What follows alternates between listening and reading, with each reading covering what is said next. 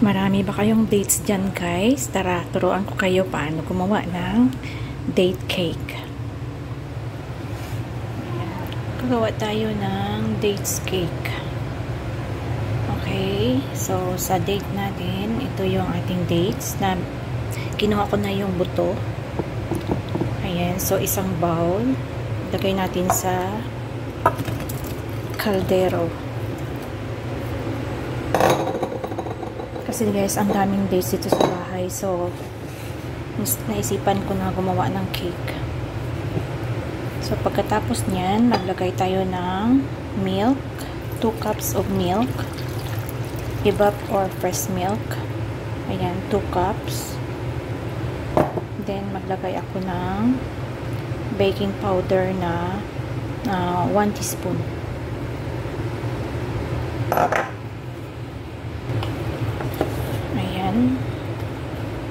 So, pakuluan natin to guys. Tapos, ibabad lang natin hanggang mag-ano siya, mag-cold. Ayan. So, pakuluan natin muna to. Ayan na guys, kumulo na siya guys. So, i-off na natin yung apoy. At palamigin lang natin to bago i-blend. Ayan, ibabad muna natin hanggang lumamig yung ano. Bago natin i-blend. Ayan lang muna natin. At dito sa ating mixing bowl, maglagay tayo ng 4 na pirasong itlog. Large.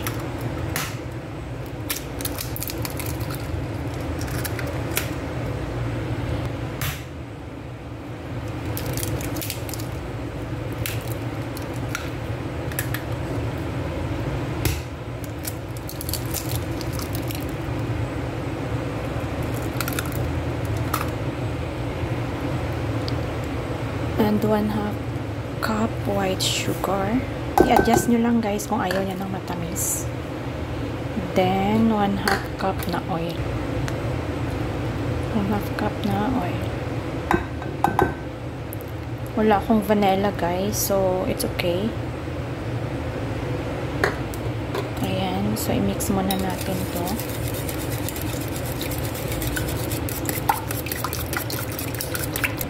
Ito na yung dates natin kanina i-blend. Gamit ko tong ganito kasi mas ano.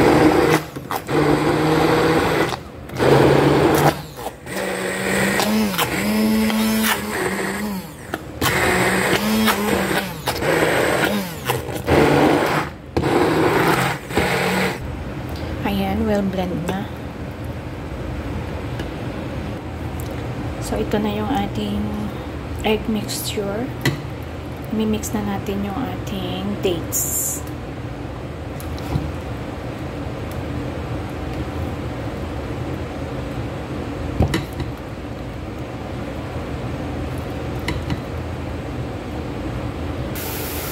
Mimix lang natin yan.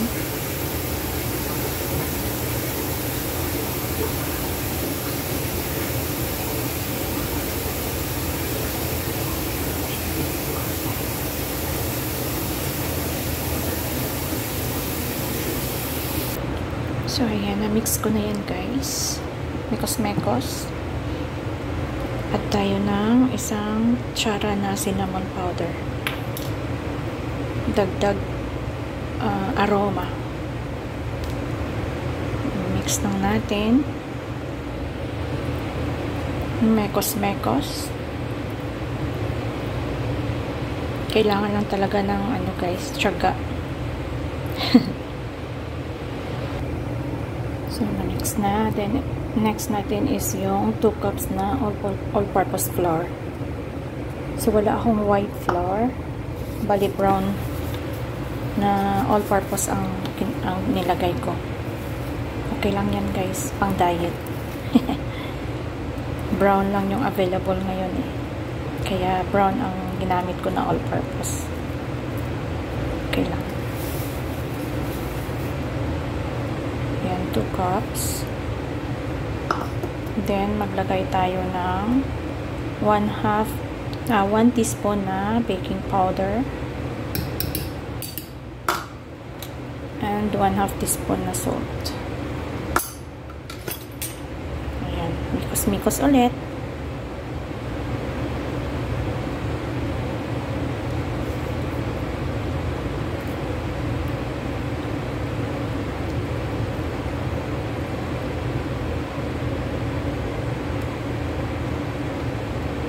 Tahimik yung alaga ko guys, kaya gumawa ako nito. Iwan ko kung saan na yun siya. Nasa taas. Nasa kapatid niya, siguro sa nanay niya.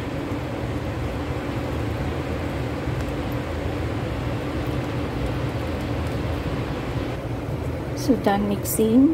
Pagkatapos mag-add lang ako guys ng peanut or any nuts. Pwede. Depende sa inyo, kung walang nuts okay lang din. Pero ayan, mani lang ang available, kaya ito nilagay ko. Mas masarap sana kung may almond. Kailang wala, so mani lang ang nilagay ko. Naghintay ako kasi yung kasama ko nandun sa kusina, maingay kasi, kaya hindi ako pwede maka-video. So hinintay ko muna siya makatapos bago ko ipatuloy yung aking pagluluto ng dates cake. Ay, hindi kasi ako maka-video pag nandyan yan siya kasi ang ingay-ingay kapag nagaano yan, nagatrabaho. Parang galit o ano ba, di ko alam, kaya tapusin ko muna siya guys. Promise guys, try nyo lutuin ang dates, sobrang sarap talaga guys. Nung una kong luto, ano yun, binigyan ko sila, yung amo ko, kinain naman nila, pero alam mo kasi sila, hindi sila mahilig sa ano, hindi sila mahilig sa matamis. So yung buong cake siguro naubos ko mga 3 araw lang yun. Ako lang kumain. Ang sarap siya guys, is ano, isabay sa kape. Pangkape siya, ang sarap talaga. Basta first time ko kasi nagluto ng dates, kaya tinry ko talaga siya. So ang sarap pala talaga.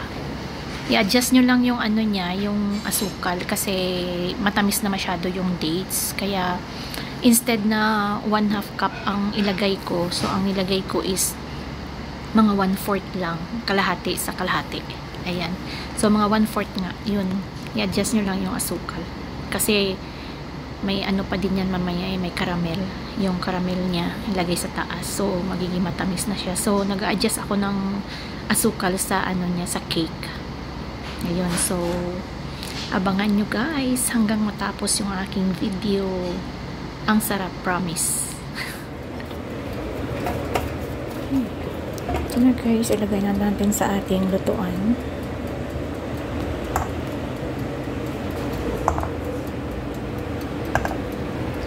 Ayan guys, ready to bake na siya. I-bake na natin siya. So na-preheat ko na yung ating oven.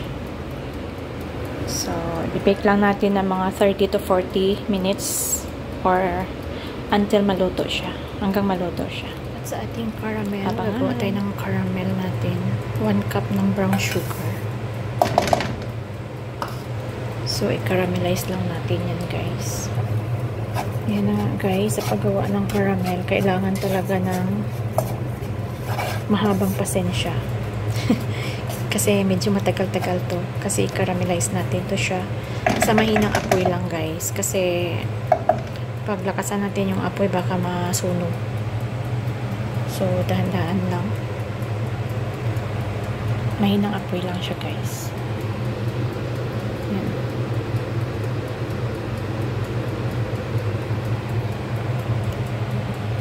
Medyo matagal-tagal to. Ito yung matagal eh. Malapit na po siya guys. Malapit na mag 1 oras. Wala pa to eh. Alang-alanganin pa. Wala, hindi ko pala na video yun kanina guys. Ang paglagay ko ng ano, butter at saka cream.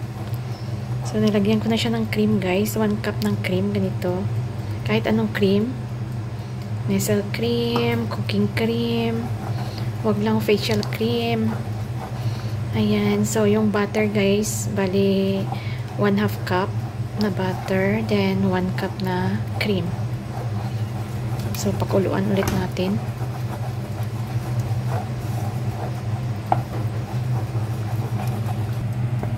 Ayan na guys, may creme caramel na tayo. Creme caramel. Napalpak. Iba pala yung, ano, yung asukal na brown talaga or central. Kaysa yung, parang siyang maskubado, pero brown sugar din ang nakalagay. So, ito yung ginamit ko. Pero iba talaga yung lasa niya pag yung central. Yung brown na central. Ayan, pero okay na rin. Hindi siya masyado malapot. Mas malapot ang central na brown. So, tingnan natin mamaya pag malamig na siya kung malapot o hindi. So, okay na yan guys. Luto na yan. At ito na guys, ang aking ginawang date cakes. Date cakes. Date cake. Ito na guys. Naluto na yung aking ginawa na date cake. O, diba? Perfect ang pagkaluto talaga, guys. Sarap. So, palamigin lang muna natin ng konti bago natin ilagay yung ating caramel. Ayan.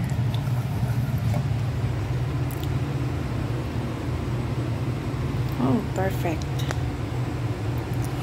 So nice. Look at this, guys. Hindi yan sunupay sa ganyan talaga ang kulay niya. Ayan. Oh, diba? So, try na natin yung ating caramel.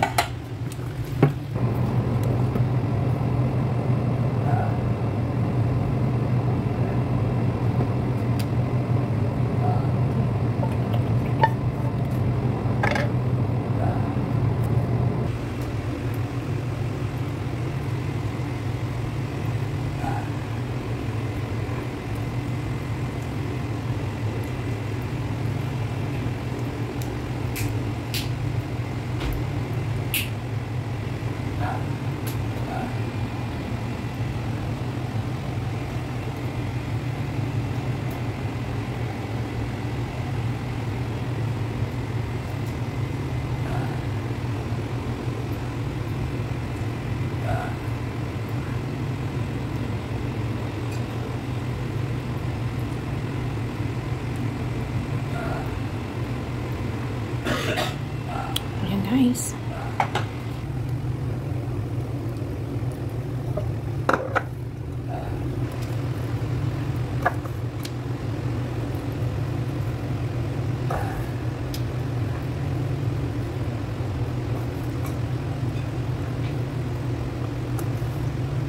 Kahit anong nuts guys, pwede dito.